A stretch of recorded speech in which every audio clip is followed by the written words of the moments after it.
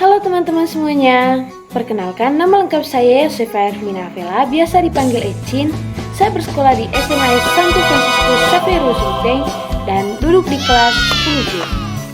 Jadi, pada kesempatan kali ini, saya akan menjelaskan beberapa materi terkait teks negosiasi. Pertama-tama, kita harus ketahui dulu, apa itu teks negosiasi? Teks negosiasi adalah teks yang berisi proses tawar-menawar untuk mencapai kesepakatan bersama yang saling menguntungkan. Lalu kita lanjut ke tujuan teks negosiasi. Tujuannya meliputi yang pertama, mencapai kesepakatan dalam kesamaan persepsi, saling pengertian, dan persetujuan. Yang kedua, mempersatukan perbedaan pendapat. Yang ketiga, mendapatkan solusi dari masalah yang dihadapi.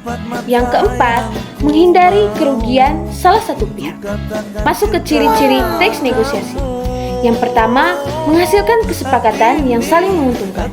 Yang kedua, memprioritaskan kepentingan bersama. Yang ketiga, menjadi sarana untuk mencari penyelesaian masalah, berisi argumen, logis, dan relevan. Yang keempat, menggunakan bahasa yang santun dan persuasif.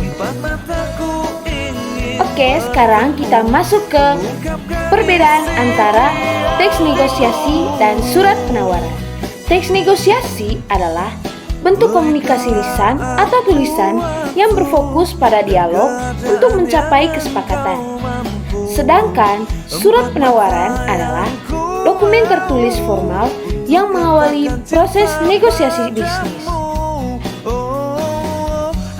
Yang kedua, teks negosiasi adalah interaksi langsung atau dialog antara dua pihak atau lebih untuk mencapai sebuah kesepakatan. Sedangkan surat penawaran adalah dokumen bisnis formal yang menguraikan produk, harga, syarat, dan diajukan oleh penjual kepada calon pembeli, seringkali menjadi dasar untuk negosiasi lebih lanjut. Oke, yang berikutnya kita masuk ke struktur dan kebahasaan teks negosiasi.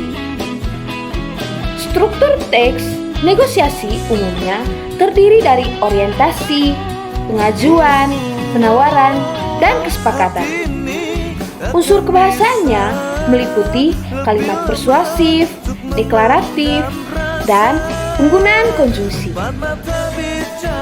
Struktur utama dari teks negosiasi ada yang pertama, orientasi, yaitu pembukaan atau pengantar topik. Yang kedua, pengajuan, yaitu pihak pertama menyampaikan keinginan atau masalah. Yang ketiga, ada penawaran. Yang keempat adalah kesepakatan, yaitu keputusan akhir yang disetujui bersama. Yang kelima, kaidah kebahasaan yang umum digunakan yaitu kalimat persuasif, kalimat deklaratif. Kalimat persuasif adalah kalimat yang berguna untuk membujuk pihak lain, sedangkan kalimat deklaratif untuk menyampaikan informasi. Bahasa yang digunakan dalam teks negosiasi adalah yang pertama, bahasa yang sopan dan santun, dan yang kedua, penggunaan konjungsi atau kata penghubung. Langkah-langkah dalam menulis teks negosiasi. Yang pertama, menentukan topik atau masalah yang akan dinegosiasikan. Yang kedua, menetapkan tujuan yang ingin dicapai dari negosiasi. Yang ketiga, mengidentifikasikan pihak-pihak yang terlibat dan kepentingan mereka. Yang keempat, menyusun kerangka teks sesuai struktur. Yang pertama ada orientasi, yang kedua pengajuan, yang ketiga penawaran, dan yang keempat kesepakatan. Serta yang terakhir, mengembangkan kerangka menjadi dialog yang menggunakan bahasa santun dan persuasif. Jadi, kesimpulan dari teks negosiasi adalah interaksi sosial berbentuk dialog yang bertujuan mencapai kesepakatan bersama antara pihak-pihak dengan kepentingan berbeda. Intinya, teks ini adalah proses tawar-menawar yang menghasilkan penyelesaian masalah, kompromi, dan keputusan yang saling menguntungkan atau win-win solution. tanpa merugikan salah satu pihak. Baik, itu saja materi singkat dari saya. Sekian dan terima kasih. Dadah!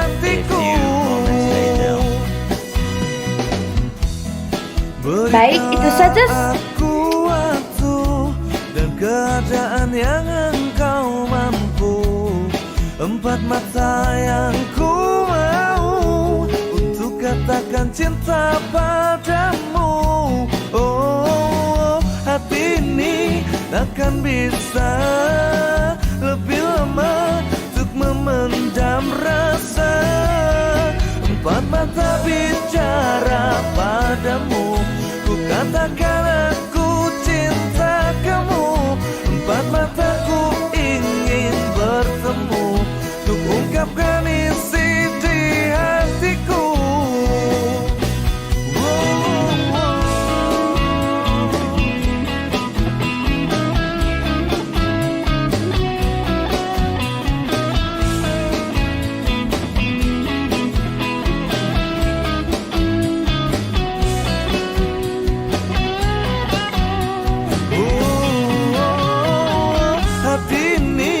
Takkan bisa lebih lama untuk memendam rasa. Empat mata bicara padamu, ku katakan aku cinta kamu.